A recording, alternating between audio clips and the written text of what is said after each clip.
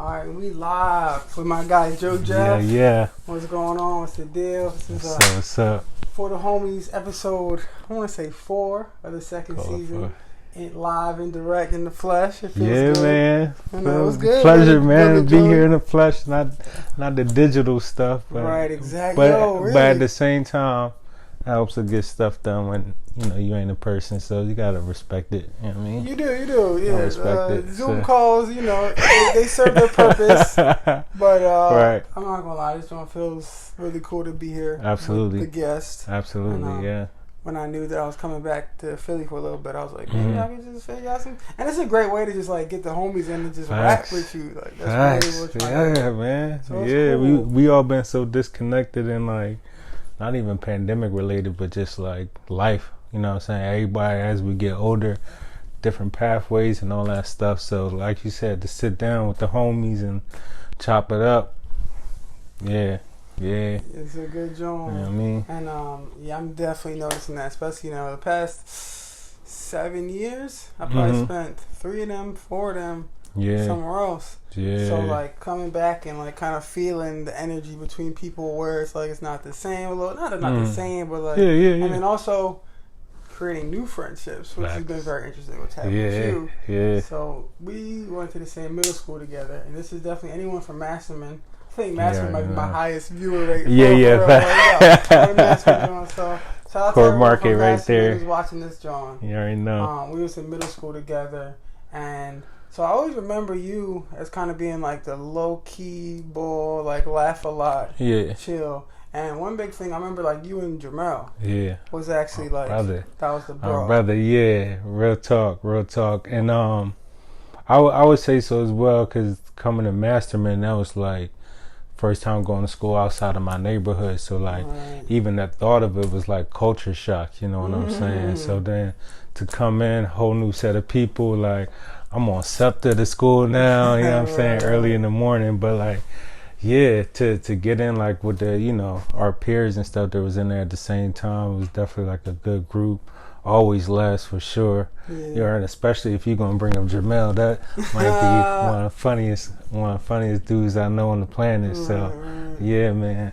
I'm next trying to catch up with him before I roll out. But so I remember we talked about it, and or in the past you talked about kind of the process of you being like Jamel's friend to a lot of people, to like kind of like coming into your own. And right. I'm not Jamel's friend no more. I'm Joe Jeff. And what did that process look like? So, and the crazy thing, like, it wasn't just for him. Like, this is something that I saw over like different stages in my life, right? So it probably started there in middle school, and then high school was a different homie, right? It was a different homie that we was cool with, and the thing is like, that relationship is genuine between you and the other person. So it ain't no feeling towards them or nothing, but it's just how it's perceived, right? So like, along different, paths in my life and different stages, it was always somebody that I was close with, but like, I felt like my identity began to be tied with, you know what I'm saying?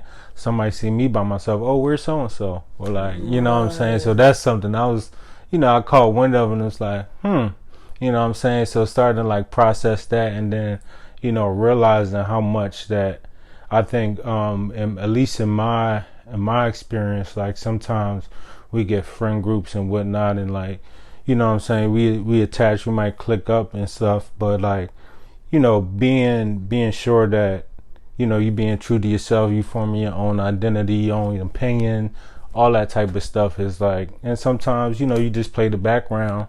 And it's easier probably when you play in the background that those attachments happen, or that it's like perceived that way. But definitely a process, like I said, just learning more about myself, becoming more comfortable with myself, to the fact that I'm not like looking to like, you know what I'm saying, not necessarily because I think, you know what I'm saying, not to get too deep with it, but like sometimes it's like, you know what I'm saying, we might like attach ourselves to somebody because one, they make us feel good, that's the homie, but like the main point is that it's like a sense, it's like uplifting, like, okay, I got, somebody in my corner, blah blah blah. Like a homie. Yeah, versus like, you lonely, you get, figuring shit out on your own or whatever. And it's like that process of going through that was kind of like big and transforming how at least I saw myself. Right. That's interesting. Was there like a point, or is it like kind of over like time? Do you remember? I think the point came in college.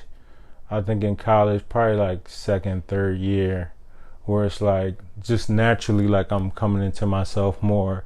You know what I'm saying? And then like when it kind of came up in that phase where it was like, oh, then I became to be like more intentional about, okay, like I'm intentionally do some more things by myself or be solo or like, you know what I'm saying? Like interact with people like, one-on-one and not just in a group environment, that type of thing. So that's when it really like kind of clicked for me that it is something like you should put awareness on in terms of like our relationships and whatnot that we have with others. It's like, okay, just like, this is a healthy relationship, healthy boundary, like, you know what I'm saying? Or is it like, are we overly attaching ourselves to other people because, you know what I'm saying, they might fill a void or they might just make us feel good or whatever the reason, you know what I mean? So yeah, it's just like, that's kind of when it clicked for me, like I said, but just being more intentional.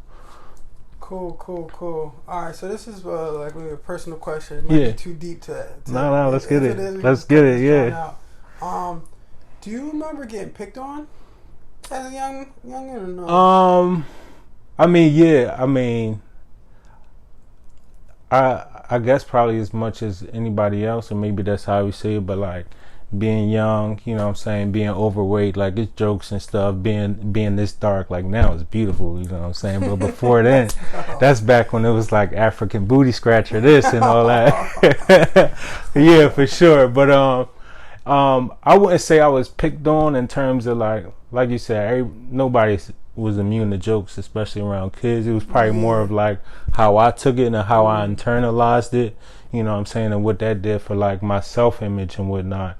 And that's probably what kind of led to like, okay, I found a group I fit in with, I'm rocking with them, you know what I'm saying? It's like, it's safety in numbers, it's familiarity, like things like that. So I think like to some degree, like, you know what I'm saying, the childhood going through that stuff and like, you know what I'm saying, to your point, like whether it was, like I said, I wouldn't say it's bullying, but being picked on and things like that we all internalize different ways and, eventually kind of molds our like personality at times. Yeah, sure it does. Yeah. Okay, cool. So it's something that I've been like, when you come up in my head, it's something I think about kind of often. And I'm like hesitating to do this. Yeah. So I'm gonna do it now. Let's do it. Let's do it. Yeah. We cut it out. We live, man. I gotta apologize to you, dude. Okay. I remember What's back up? in 6th grade. I remember this shit so vividly. The birthday? It was the birthday? I don't know if it was the birthday. Okay. But I want to hear that story. All right, well. yeah. But for me, it was, so you were wearing an all red Dickie suit. Okay. And I said you look like a rotten apple. People won't laugh. That's and like, in retrospect, everybody was just dying. Like it was just all laughs. And like after that, I felt so bad. Yeah. And like I just think about like just those little things that, like that you could have processed that some type of way. True indeed. Led to some negative consequences. So right. My bad, bro, yo. For the thank you for that. Thank you for that. I honestly don't remember that, but that's funny, and I see how like that can turn the room up. You know what I'm saying? It was like a good joint. It's like an evil 6th grader, but exactly.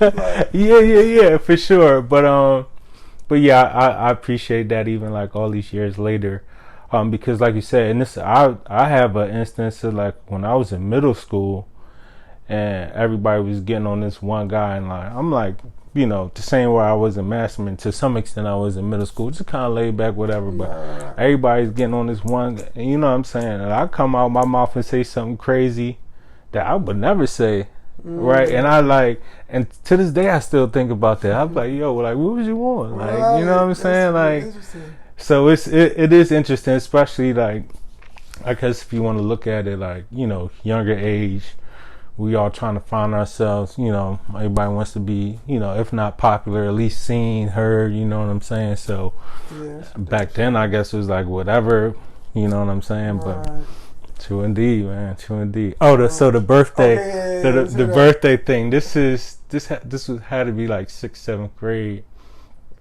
And it was my birthday, right? End of the day, bell rings. Everybody's giving me birthday punches at the same time. All right, I'm at the desk and I'm like, yo, like at first I'm like, yo, this is crazy. Like, you know what I'm saying? Like they showing love, and like somewhere in the middle, I was like, hold up, like, you know what I'm saying? And it turned, and I actually think I started like crying, like in the classroom. Like it was like in the day, so everybody going out, like had my head down and shit. But like, I don't know what in that moment, like where did like emotion turn from like, you know what I'm saying, celebration to kind of like, wait, are we celebrating, or is this everybody chance to get like a jab in, you know what I'm saying? So that's something that like crosses my mind from time to time, and even how I like had to go back not too long ago and like kind of like heal from that, and like that experience and like what I was going through, and like, you know what you said, like sometimes we just, something will happen, we might like internalize it, or we might, you know what I'm saying? But yeah, that's the birthday thing. And the crazy thing is like in a moment, emotions all over the place, but like 6th grade, like the biggest thing was like, damn, bro, you start crying, like, you know what I'm saying? It's like, bro, you ain't helping your case. Right. You know what I mean? But yeah, it's all love, and it's ultimately stuff that I was able to like look back and pull from to like continue to like facilitate the healing, the growth and whatnot, and like kind of identify some of the things we talked about in terms of like friendships, attachments, like, self-image, all that stuff. Bro, okay. I had a story real quick. I'm gonna tell you real quick. Yeah. I'm gonna blank out her name in the post edit. Do you remember Sinar? Sinar. It don't sound familiar. Oh my Masterman, same time? Sinar went to Masterman. Okay. And she had, unfortunately, she had some very large lips. Oh, okay. She wasn't, she was the best roll of dice, I should say. And so we was all going around in class saying what our name meant. Right. And we're going around, and she goes, my name means flower. Yeah. And Camille Mason. Yeah. It's like, flower? What you mean, like tulips? And like, knocked the crowd dead, like that. And for a 6th grader, that's comedically hilarious. That's what I'm saying. That's genius. Real talk. Genius. Like, it was like one of the most like defining moments I can remember. But man, kids, that's a bad job, bro. It's, I can only imagine. But so to tell that story real quick, you mentioned that you had to like go back and do some healing. Around this topic. What did that look like? What I feel like? So in the fit, I guess in terms of like what it felt like in a moment, it's just like dealing with like feeling alone, right? So whether it's like like you are alone, or you got friends, or you don't feel like y'all only connect for a certain lane, connect on a certain level, or connect in certain areas versus like, you know what I'm saying, genuinely click in, blah, blah, blah. But, it's that feeling like, being alone. Like, do people like, you know what I'm saying? Do people show me the love I'm showing them?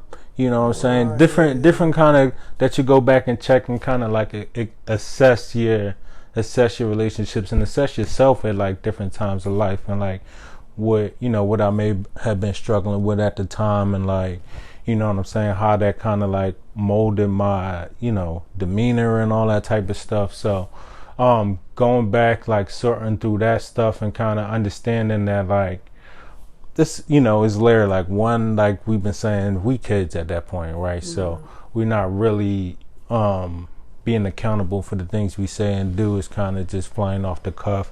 And then, from there, just kind of just looking to see, okay, have I changed? You know what I'm saying? Where do these things come up today? Are there still like remnants of it that's coming up today? Like, have I been, you know what I'm saying? Or have I closed myself off in a way as to like not get hurt again the same way? So kind of like assessing that, and then like ultimately just learn to let it go. Like it happened. Like the damage it done or whatever. It's kind of like, well, you can't do nothing about it now. It's it's in the past. But just having that like healthy thought of, okay, this is what happened. This is what I may have been going through. Blah blah blah. And then okay, that might have been a situation, but that that don't speak to like character. That don't speak to where I am now. Things like that, and learn to kind of and forgive other people. You know what I'm saying? Forgiveness. You know what I mean? And it's like you can like carry grudges to people, like to specific people. You might carry a specific grudge, or just certain people in general. You might not want to go out and be around crowds because to you that triggers like, okay, the jokes is coming. I might be the, you know what I'm saying, or like I might not feel comfortable because different things like that. So just going through that stuff and kind of assessing and recalibrating, I would say, to what's the healthy option, what's the what's the healed healthy option, pretty much. Yeah, I like that. It's so important. You gotta like take a stock. Yeah. And I like especially analyzing your like relationships Mm-hmm. and things of these nature. Mm-hmm. Absolutely. Absolutely. All right.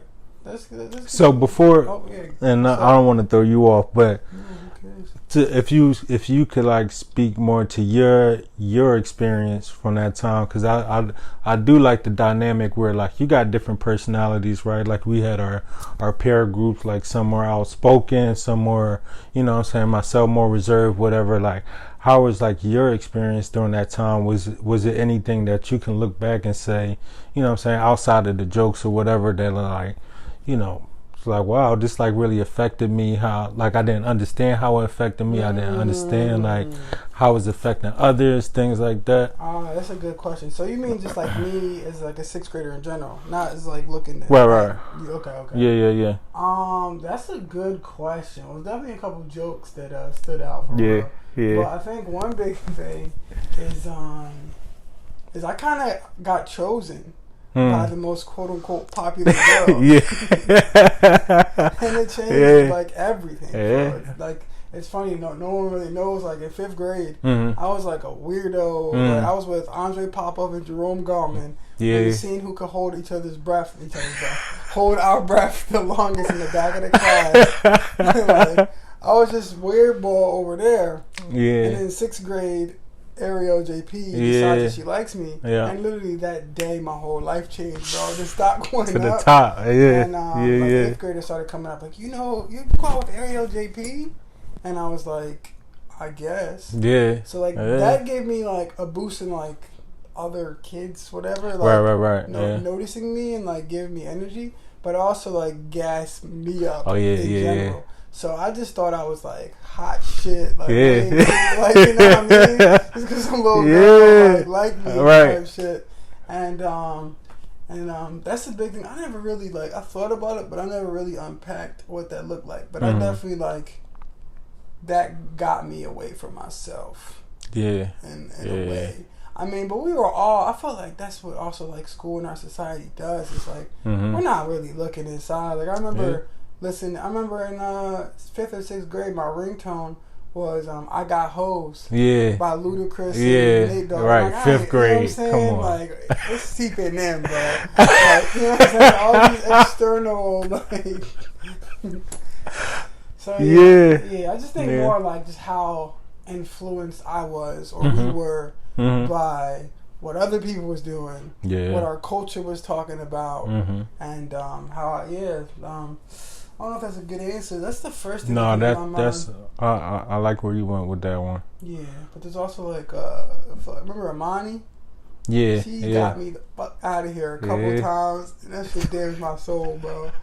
Because like a lot of times, like someone would say something, but I was sharp enough to like fight back, right, get back at her. Yeah, but I forget Imani was just like, out of here, dirty ass white tees, like them same niggas every day. Like I forget what she said. She just went in. She probably ran down the gamut. And she was like, she was bad and cool. And it was like, it was nothing. I was like, you can't. Ain't nothing you can say. Bro, ain't nothing you can say. I had no ammo against her, bro. She just shattered me.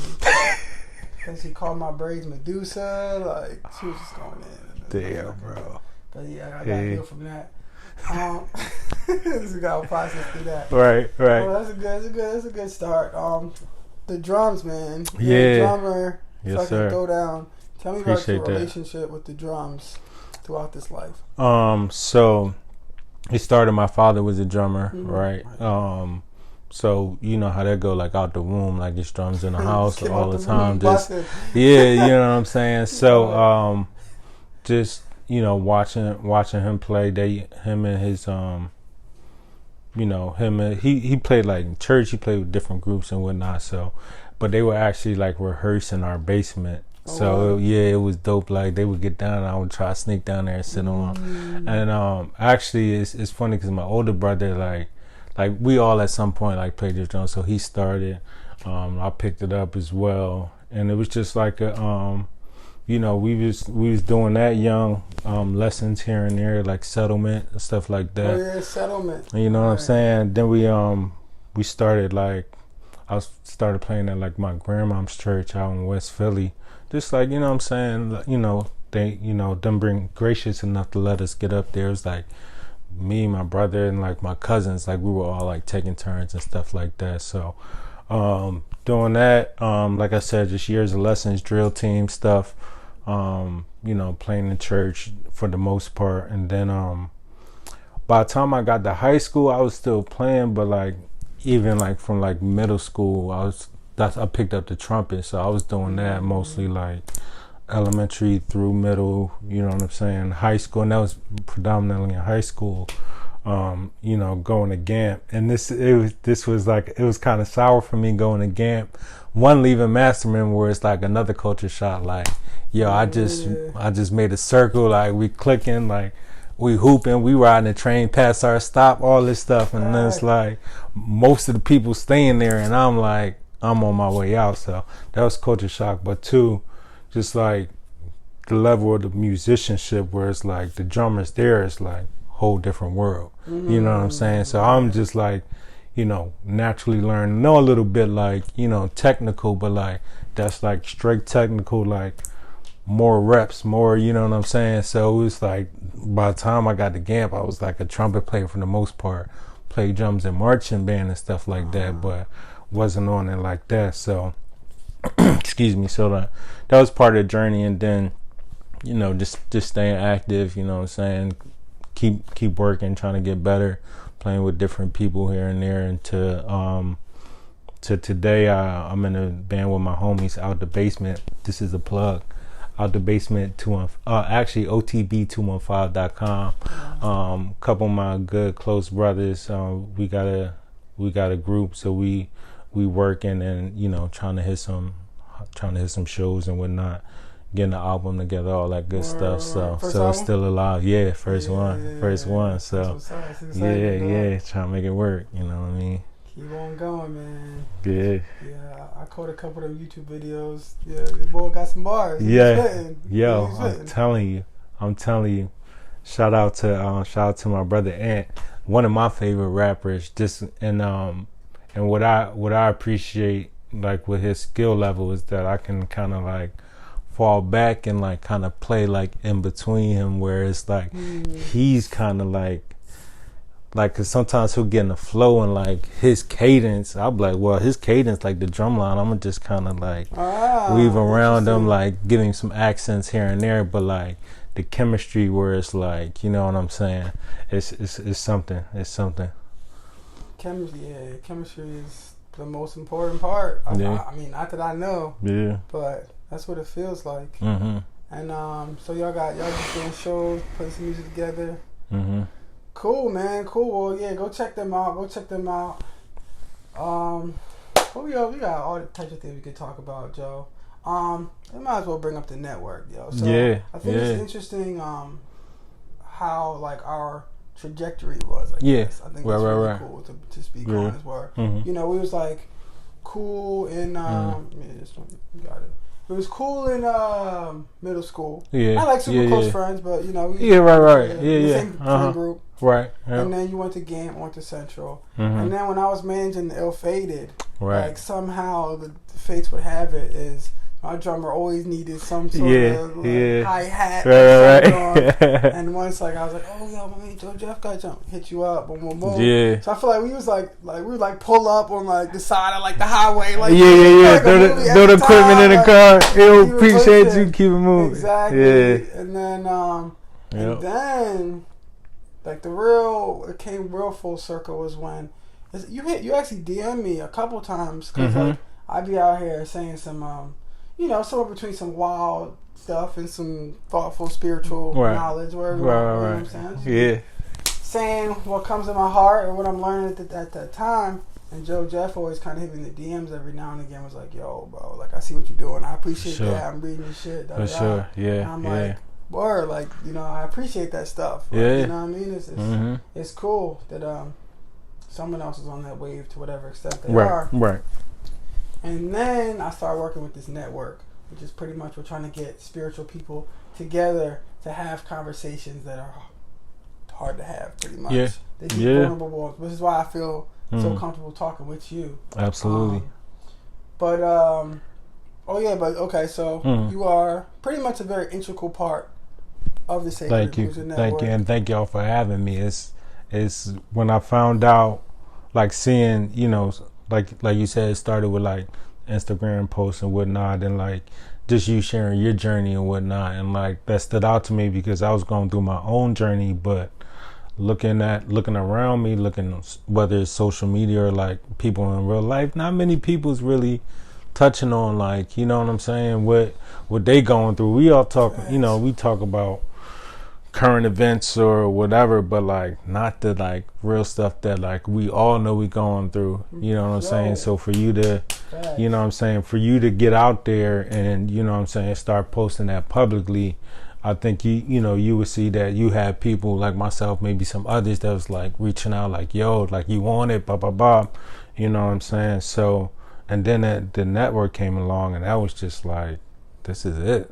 This is this is what we're looking for, a community is somewhere where I can I don't got to keep all this to myself. I don't got to feel crazy. I don't got to sound crazy. Talking to certain people, you got people that's, you know what I'm saying, on the same wave and are looking to have the conversations. You know what I mean? Yeah, man. So I want to hear about what's your spiritual journey, pretty much. What was bringing you to kind of have these thoughts where there's more outside than what we're being told. So for background purposes, grew up in a Christian home, you know what I'm saying, church all the time, different churches, all that good stuff, and was in it, you know what I'm saying, studying, learning, felt like I had a good understanding, good relationship with God and whatnot. Then start getting older, and it was really, I would probably say it was around college, maybe high school or college, where you'll hear in certain certain circles when they start talking about the Bible and who wrote the Bible, King James Bible, and just things like that, where it came from, the origin, the fact that we only got 67 out of the X amount of books, right? So that was my first question. What's in the other stuff, and why? Right. Why are we not considering it at all? You will never pick up a science book and say, yeah, we took out 30 chapters, but this is what you need to know. Right. You know what I'm saying? So it's starting with that question, okay, where's the rest of it? And then that kind of sparked, okay, well, if I'm gonna take it back far enough, okay, what were they doing in what were they doing in Africa? What was the spiritual practice before it's books, before it's somebody with a sword or power to say what's what's the practices? So starting kind of going down that path, and YouTube University, shout out to, it is what it is, you know what I'm saying? You're not going to learn everything, but C's get degrees, so you might walk away with something, you know what I mean? So hopping down that, kind of started learning there in college, got put on the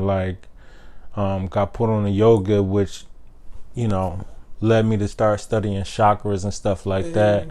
And then that was kind of like an eye opener, because I remember studying studying about like how, so learning, from yoga the chakras, and then those studies, like how shame like internalizes in the body, and the energy of shame and stuff. And to me, I looked and was like, I feel like most of the shame that we might have had, or I might have had personally, was like coming from church, and like, you gotta live like this, or you better not be doing like that. Even the premise of like, you were born into sin. You know what I'm saying? It's like, you born into sin, blah blah blah. You need to ask for forgiveness your whole life, and it's kind of like, you know what I mean? Just kind of that type of stuff where it's always like kind of like we kind of down. You know what I'm saying? We down, and we gotta get back to a certain. So, and just looking at like, like I said, how like shame, and like how we can probably see how like the church represses people in certain areas, or like stunts their growth in certain areas.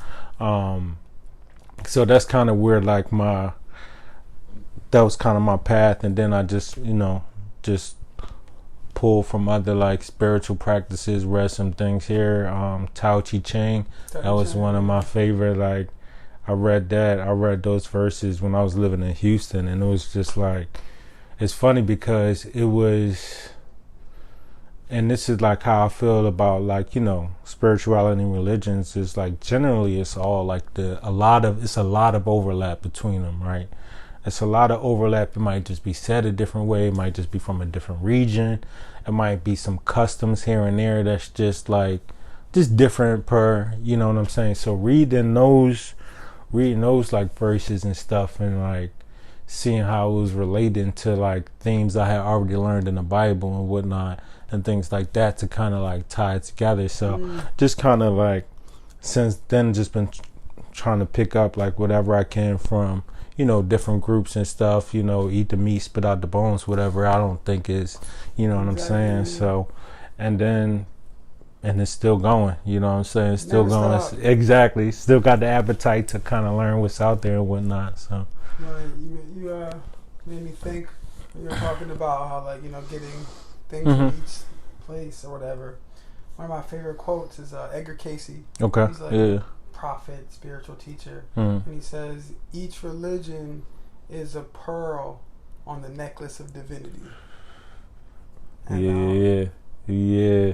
I just think that's that's just a hot thing to that's think the way about. to put it. That's the way to put it. Yeah. I feel like he also says, each religion is pretty much based in the desire to connect with spirit, the spirit of oneself, and then over time, humans start to move and shape and change things and use it for control or for whatever happened. But at the basis, it is a solid tool.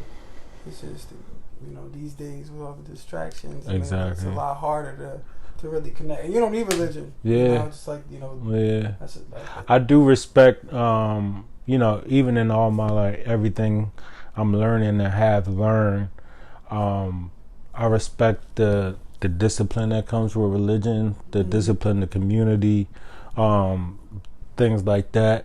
You know what I'm saying? Not because I don't want to like just painting like it's all bad. You know what I'm saying? I think it does great things for great people, great communities and whatnot. I think it's just all up for us, specifically to decide like, what we perceive as the truth, how we want to like carry ourselves within the parameters of like, like living a spiritual life. You know what I'm saying? So to some people it might be being like super devout and like, you know what I'm saying, pray 5 times a day, XYZ, keeping certain stuff out of my body. And to others it might be like a more lax like spiritual practice, but you got your own thing. So I think it's up to us, because we're the ones that are like getting from, you know what I'm saying, we're the ones that benefit from it. So I think that was a part of my journey, is having like my whole family, you know what I'm saying, be Christian and grow up away. Like a large part of my family, I had some family that, might have been Muslim or just not practicing anything, but like to come from such a large community and not seeing like anybody doing anything different or like asking any other questions or stuff like that. It was kind of like, okay, well, you got what you got from it. How can you make it yours? How can you make it personal for you? Like what's important to you? Because it's all about the relationship between me and God at the end of the day. You know what I'm saying? It shouldn't need a middleman, shouldn't need something for like validation. Is what's that relationship like? You know what I mean? Yeah. I think that's important. I feel pretty much the exact same way. That actual like religion or how anyone chooses to show their faith, all respect. Yeah. But not if you're using it to gain power over other people. Yeah. That's a real thing, to be honest. True indeed. But outside of that, I think religion or each specific religion is a really incredible pathway to open up facilities within the body or the mind or the soul to gain access to moral qualities that can really like lead you into a beautiful life or a beautiful way of engaging with people. But I do also think that you don't need any of those to walk that path. Like there's a million potential paths that can be chosen, but it's a good guideline. And that's why at the network, we all see ourselves as spiritual people, but we're not like really honing in on one. Right. Yeah. Because it's vast and it's infinite. Like you said, it's different for each person, and I think it's important to try to start a relationship with spirit, with God, with any type of like learning that's I think just outside of the mainstream reference point. Because for me, so I can only speak for me, it really awakened like a part of myself that was just I'm not gonna say I didn't know was in there, but just like it just wasn't accessed. Right. Right. It just a fire or a desire to learn and do and like going to this and doing that. And I think without like getting that spark to learn about these things, it wouldn't have happened. So I do want to ask you about like your experience with the network, just in case someone's watching, you interested. I mean my experience has been all great so far from you and Angelo inviting me in. You know what I'm saying, to just come meet the team and everybody, and it's like get on that screen to see like a group of people, a group of diverse people from all over the world. This is what I'm saying, age, race, whatever. That's one of the hardest parts. You know what I'm saying? To all come together and to all come together to fellowship and like go over these things and kind of purse through them. And I think what I like about it is that we have different knowledge bases, different experiences and whatnot. Whereas, excuse me, something that I might be going through in my spiritual journey now,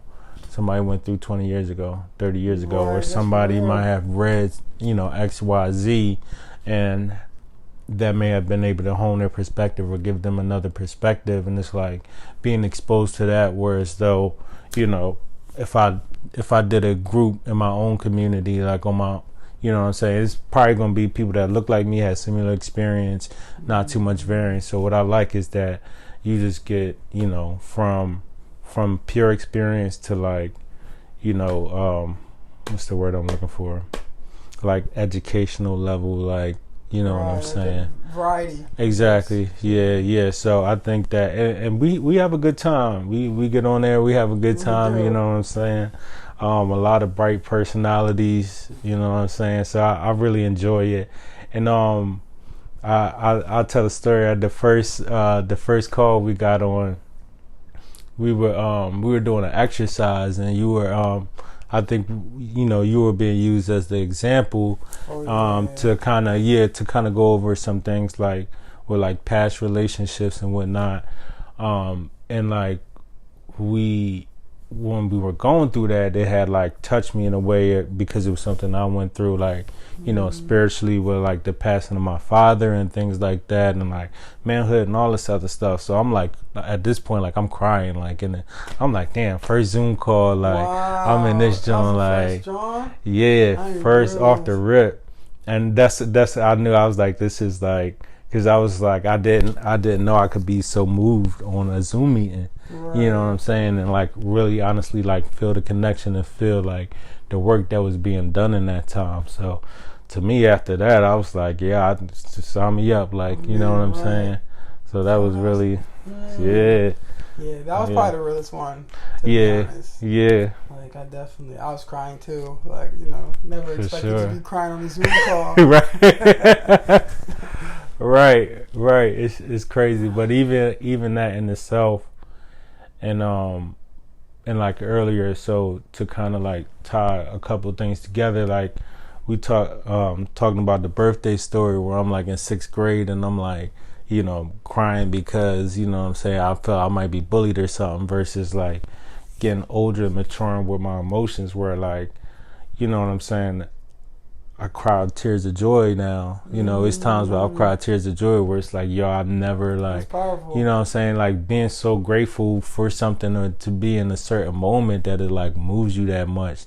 And then even like the empathy to, like, you know what I'm saying, like feel what other people will go through and like shed a tear there, because it's like, you know what I'm saying, you feel that, you know what I'm saying. So like even that part of like my personal growth and like maturation has been like facilitated by, you know, these conversations, the appetite for learning, and just trying to get to something closer in myself going in, you know what I mean? Love that, yeah. So, that's what it's about. Yeah, for sure. Yeah, anybody listening, tap in the Sacred Inclusion Network. This is another plug. Check us out. It's definitely one of those things where it's like, it's kind of difficult to convince people to come in, but once they do, it's like they see like what they can get out. Like, oh, this is hotter than I thought it would be. This is actually pretty cool.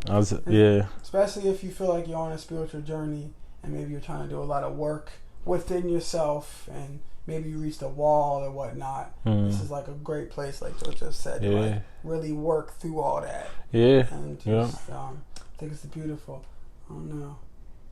But as we continue, so you there's a lot of things from the last thing you said that came up, but I want to like talk about the fact that I feel like, you know, I really cherish the recycling, that we came back in each other's lives, right. Friends now, because as a man, it's very hard to even want to talk about some more painful, deeper things with other men. Absolutely. But then they like figure out like how to do it, and like how to seek, like how to just break that barrier. Yeah. It definitely hasn't been easy for me. Right. And you kind of just popped up out of nowhere, and we've had a couple, like, you're someone in my life where I could feel like, like, damn, like, I gotta work through some. This shit is fucking sucks. Who should I talk to? Yeah. And so we had a couple good conversations. Yeah, man. And which is just, you know, for me, it's a blessing. We don't have people to speak on it. Well, I was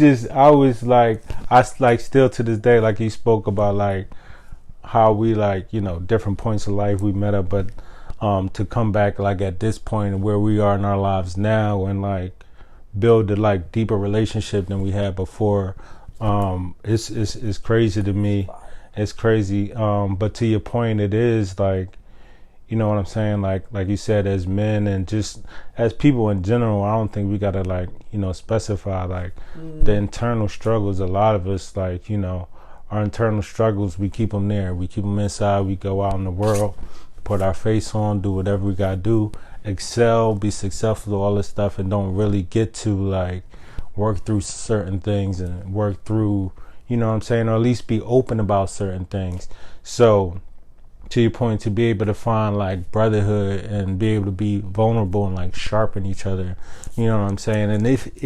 And I know, like, we talk, like you said, we have conversations about different things, and like we might not have all the answers. We might not, you know what I'm saying? It ain't no like, oh, you're going to do this, check. It's just like the empathizing and the sympathy of the, like, you know what I'm saying, the human experience, everything that we going through, and being able, like you said, to find somebody to like at least like confide in and like feel comfortable with, like not unloading, because I don't want like the negative connotation of you just dropping your baggage on somebody, but to like let it out of you, like to hear yourself, Right. you know, say even to hear yourself talk about certain stuff is like just starts the process of, you know what I'm saying. So even that there is definitely been a beautiful experience, man. And like I cherish some conversations just the same, just like, you know what I'm saying, having a brother I know I could hit up like, yo, man, yo, are you seeing this shit in the world right now? Like, this shit is crazy. Like,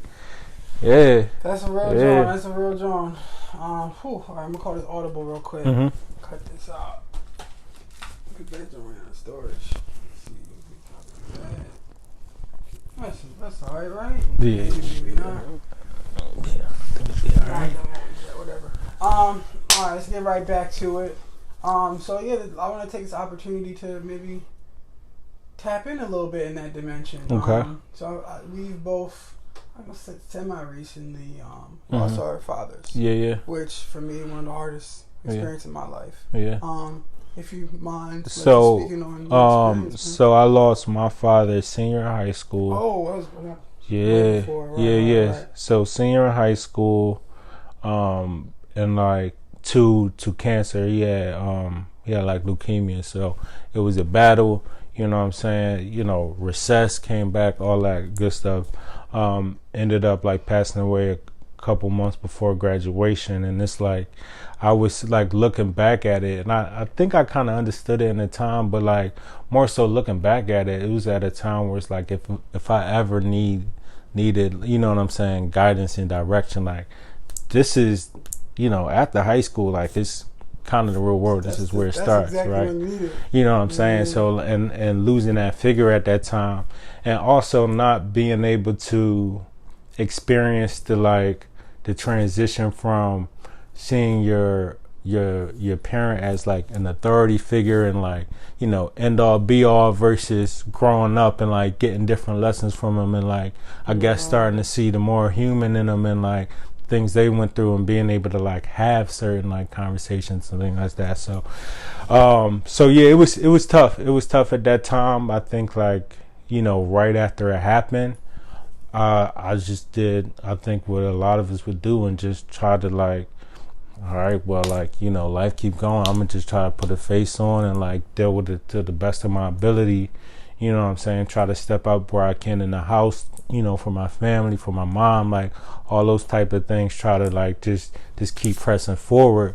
You know what I'm saying? And I think to tie it into religion, part of like, you know, we all know we have our day, you know what I'm saying? God's will be done, blah, blah, blah. You can't like, when it's your day, right? But still not understanding why, right? Teenager want understanding why. And then, you know, we got a church full of people that's praying with our family for like health and recovery. And it's like, yes, you know, it's going to get better, and not see it come to fruition or play out that way.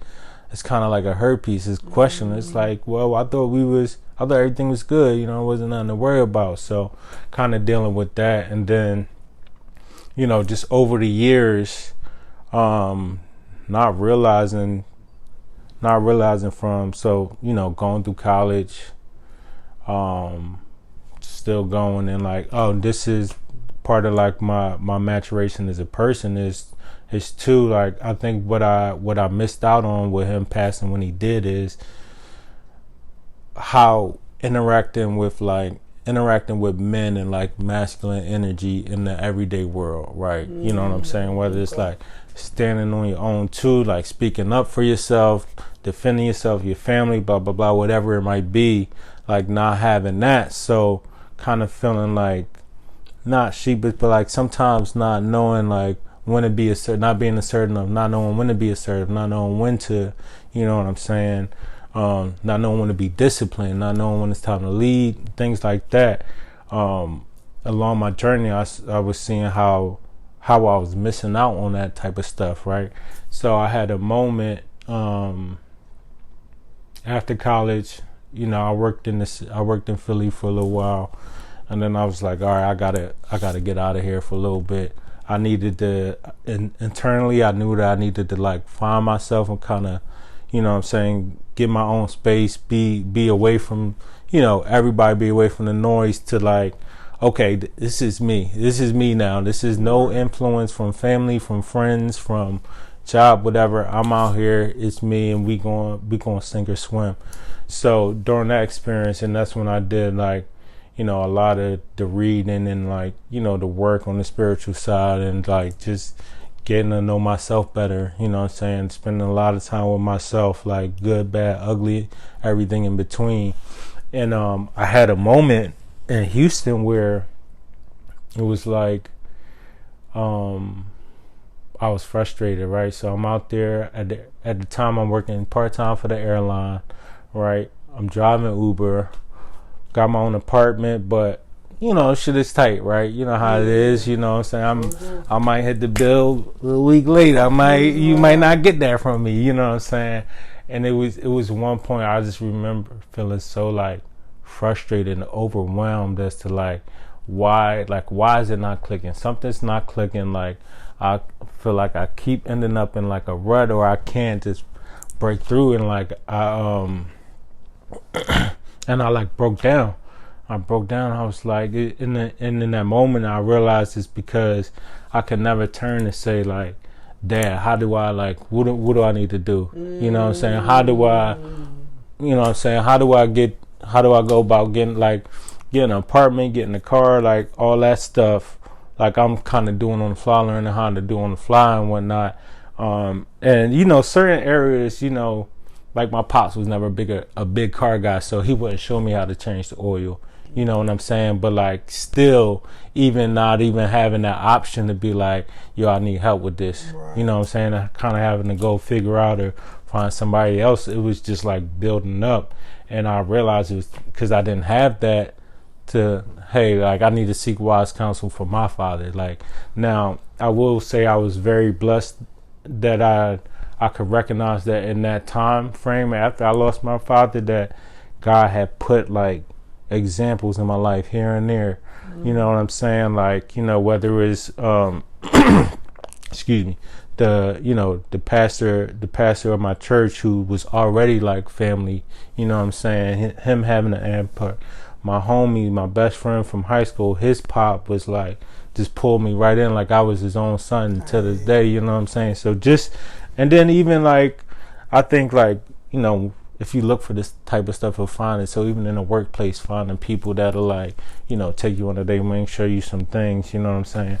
But yeah, it was kind of like a roller coaster. I think a lot of that journey was just like not knowing until like it all welled up, and then it was just like the levees broke, you know what I'm saying, in terms of just missing that, you know, patriarch, that somebody to not checking on, but like, you know, get advice from, get help from, you know what I'm saying? So that was, and then, so kind of going through that. And now I would say I'm in a stage where I'm just trying to like, you know, carry the legacy on, you know, more ways than one: music, family, make sure my family's taken care of, make sure like, you know what I'm saying? Cause I am able to look at, you know, the times I did have him and see, excuse me, how he was like towards the community, right? So, you know, he's taking us to practice. He's like, you know, around, he's in bands and whatnot, active in the church. So there is a sense of community. It was a sense of leadership that I could see from a certain point.